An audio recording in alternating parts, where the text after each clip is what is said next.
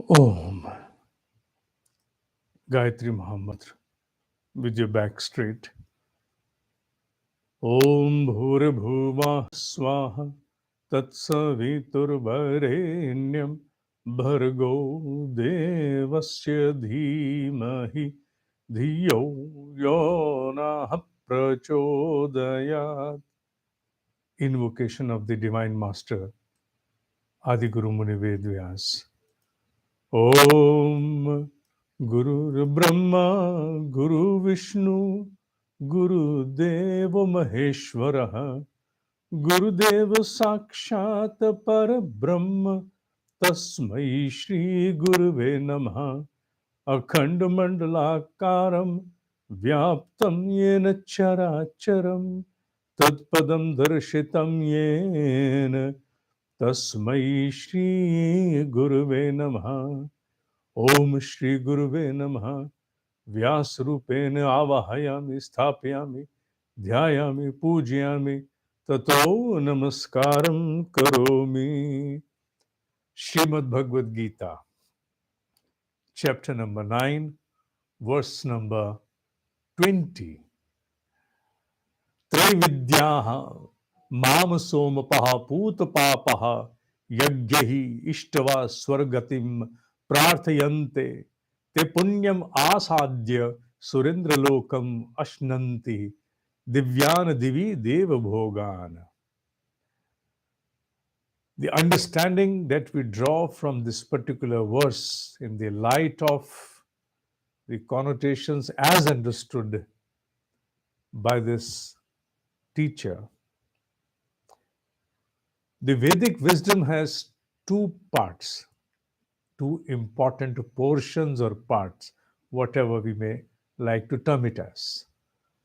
The first one is known and understood as Ved Purva, one that precedes. And the other part is the Ved Antaha, the culmination part, the extract of it. But extract has a different understanding as well.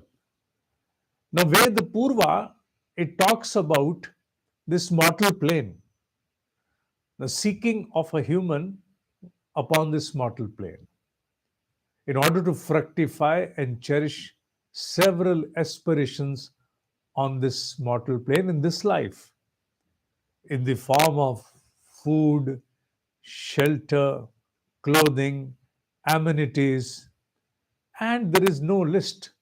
It's ever-ending list. What do you want in your life? One may start with food, shelter, accommodation, conveyance, communication, and then it goes on, goes on, goes on to accumulation. Accumulation will never have a list that shall end. And if accumulation will exhaust its list, then would start the beginning of the list for recognition.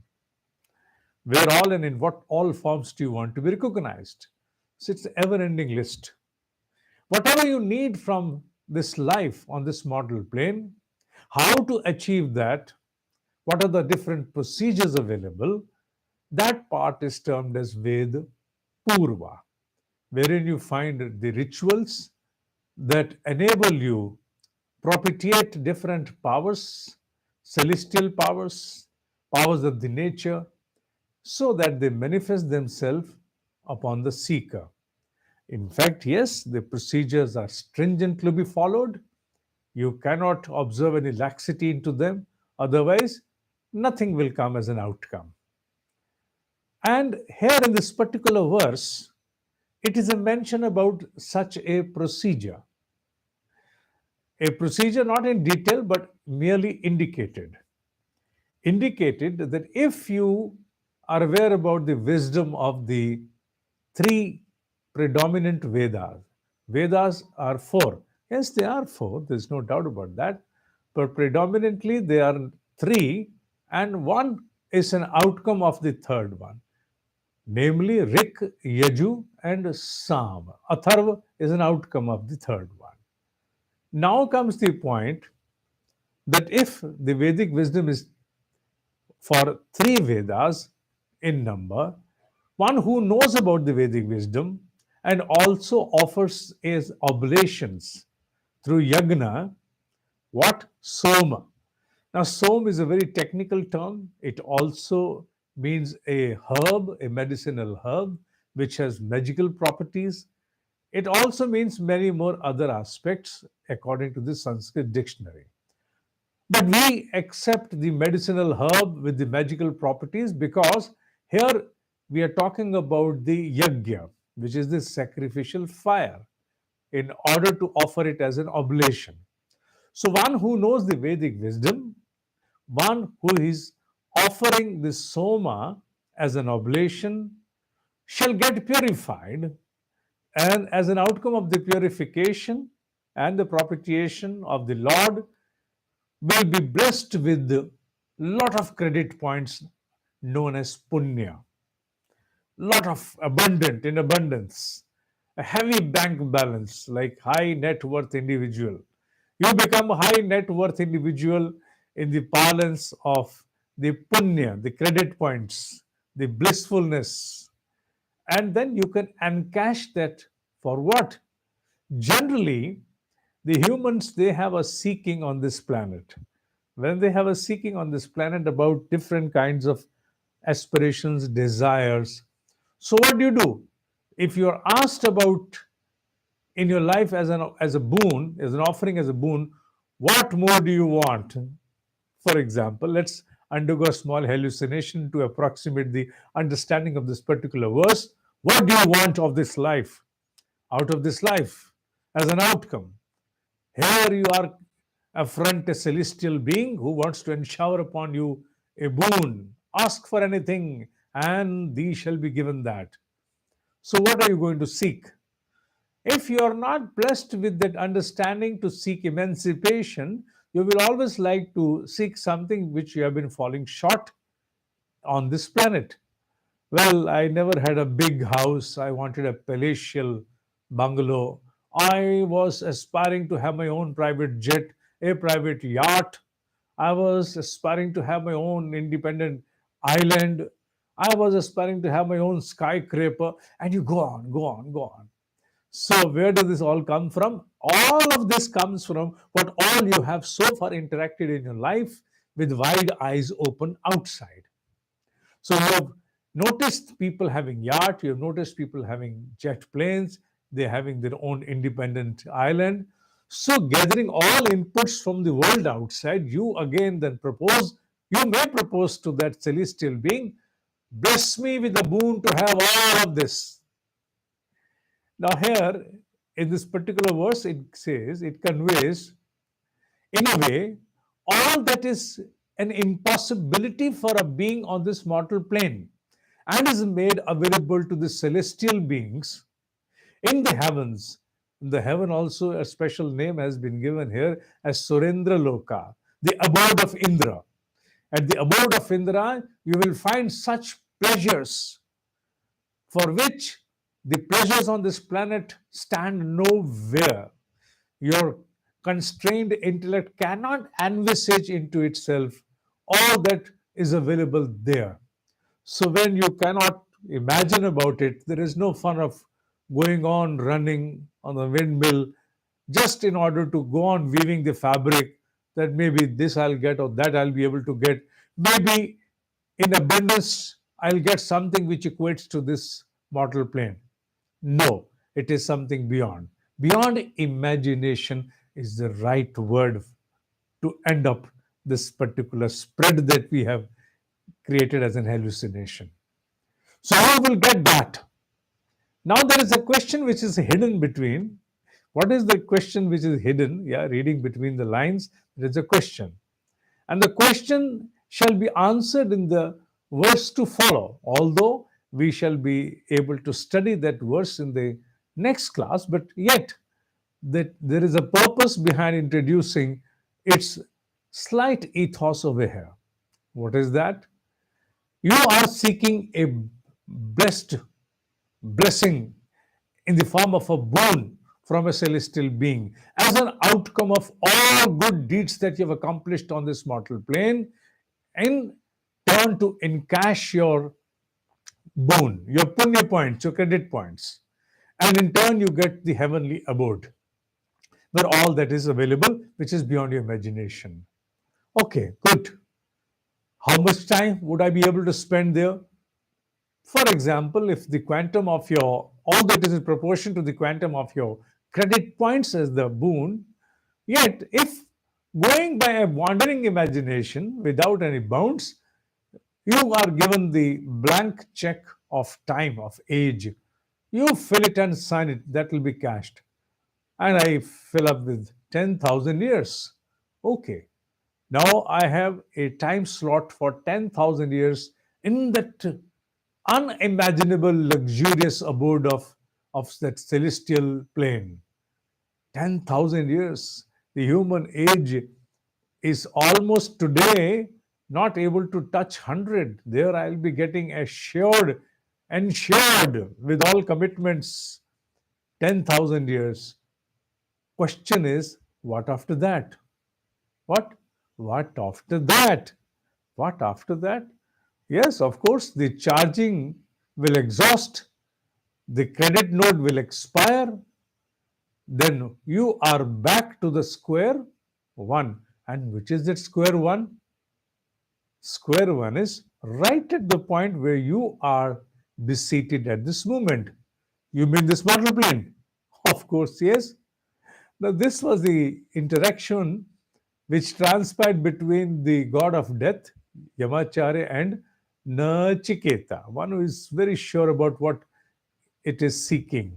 He or she may be termed here as it. Sure about that. He was also being offered boons. In a way, his third boon was very critical and he wanted to know about the Atma-vidya, how to seek emancipation, to be precise. And Yamacharya, the god of death, now wanted to negotiate with that boy in exchange of what? In exchange of the same thing which has been mentioned in this particular verse. You seek for the celestial plane, my boy, you're too young for all this emancipation. I give you unlimited number of years as age with all the vigor to enjoy everything which you even can't imagine here.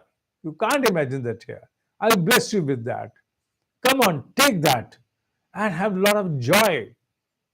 There shall be no outcome to you if I give you the knowledge about emancipation.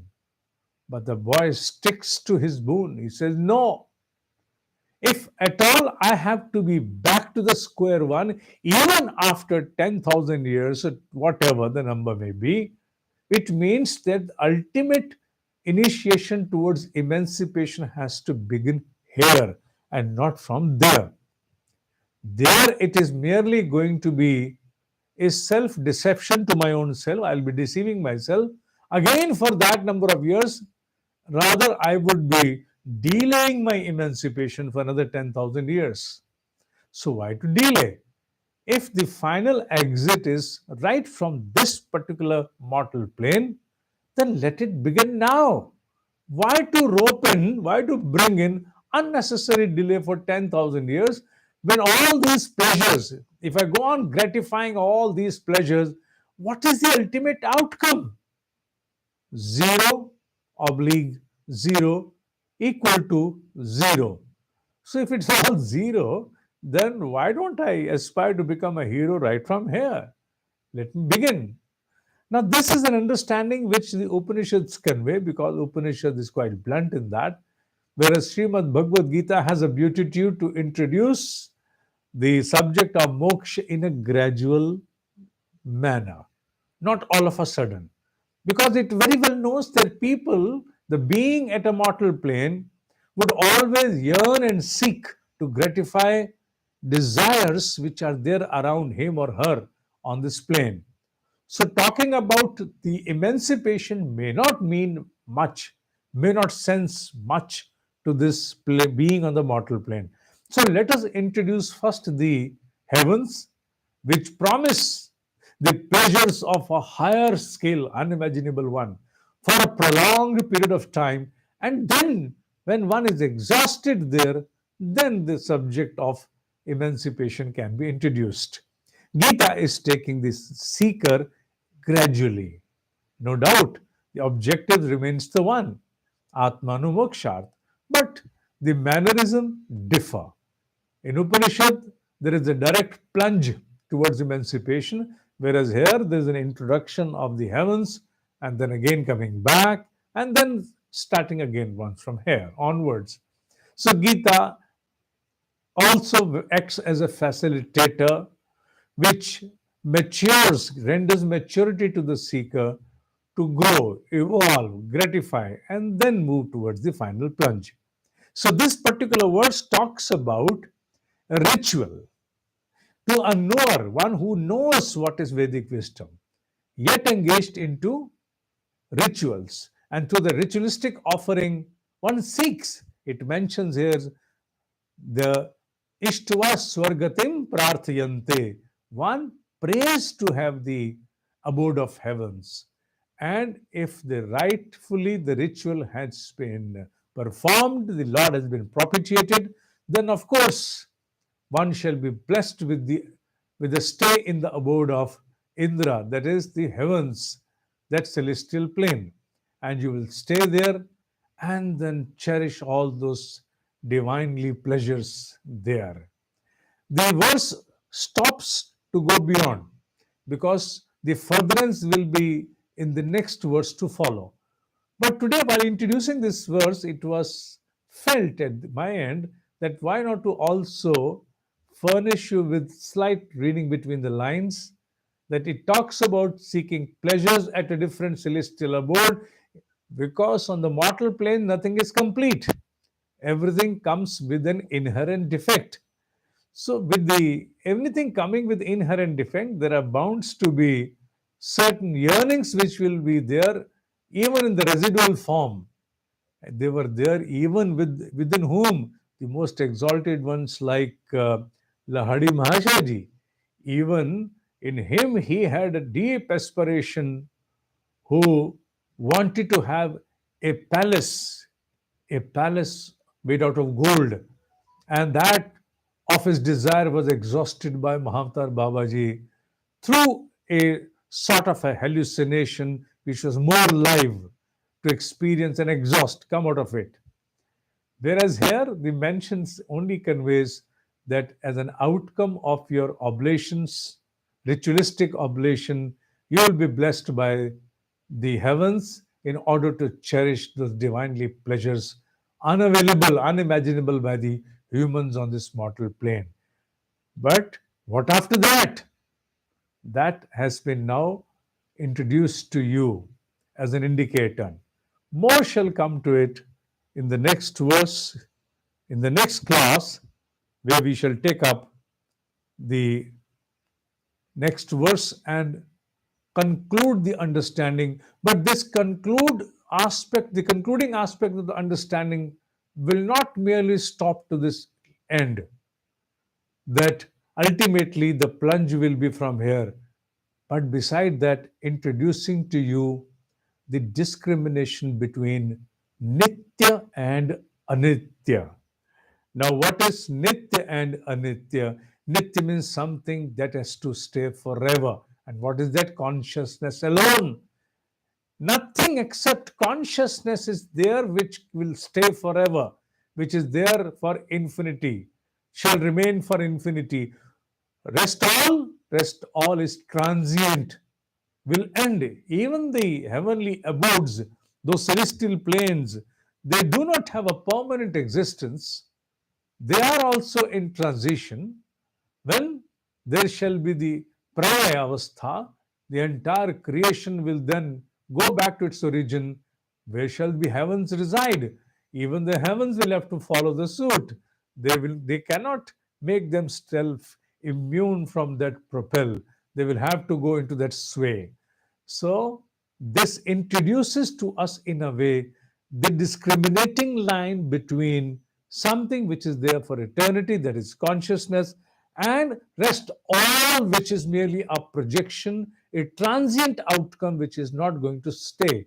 And one has to always side by the infinity eternity, that is consciousness. The subject will be introduced, although to assimilate the subject and to then follow the conduct of life in accordance to that, may take few more lives to come. To understand the concept is the task that has to be performed by this brain. It will understand. But to follow, you need your entire existential dimension, which has 5 more layers to follow. Your pranamay, your manomay, your vijnanamay, all of them have to be aligned right into one direction.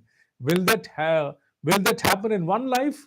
No. Had it been so, then most of us would have been almost on the verge to gather emancipation. But it is not so.